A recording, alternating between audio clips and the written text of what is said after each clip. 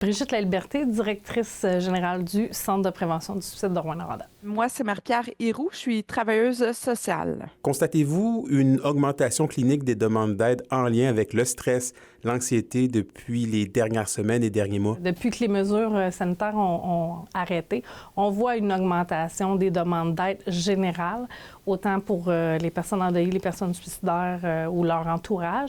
Et c'est sûr que ces gens-là vivent beaucoup de stress et d'anxiété, effectivement. Je dirais que la pente est constante. Donc, ça représente environ, là, je vous dirais, 80-90% de ma clientèle actuellement. Dans le contexte actuel, est-ce que c'est normal d'être stressé? Le stress est normal. Le stress, c'est une réaction physique à des événements X.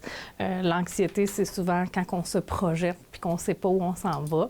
Présentement, avec toute la conjoncture sociale et économique, les gens ne savent pas, donc il y a plus d'anxiété. Je pense que la vie, elle va vraiment vite, puis on est bombardé d'informations, puis les informations viennent un peu se percuter dans notre cerveau, puis ça peut générer une exacerbation de l'anxiété, là. Notamment quand on regarde la plateforme Facebook, puis qu'on regarde une information comme, justement, présentement, là, Trump, on est comme en danger économique, si on veut. Puis l'information, on va regarder notre fil d'actualité, puis elle va revenir, puis elle va revenir. Il y a des gens qui en parlent, qui en parlent.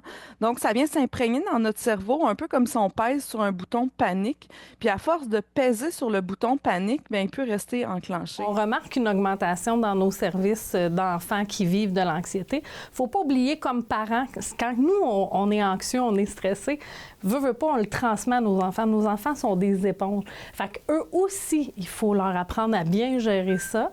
Et on a, entre autres, un programme qui s'appelle Vide ton sac qu'on offre aux écoles primaires. Cette année, c'est les élèves de 5e année qui vont apprendre un peu c'est quoi les saines habitudes de vie pour prendre soin de leur santé mentale. Comment on peut, de manière rationnelle, prévenir notre anxiété, notre stress, sans oublier ce qui nous entoure? La base pour prévenir, puis pour traiter, c'est d'avoir un équilibre.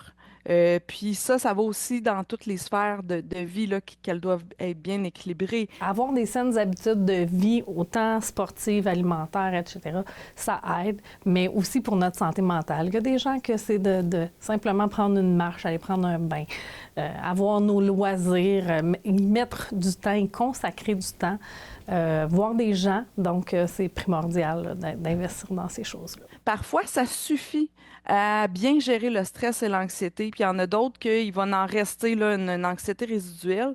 Donc là, on va aller voir à travailler les pensées, mais la personne doit être disposée. Elle doit avoir l'énergie suffisante, puis son attention, sa concentration.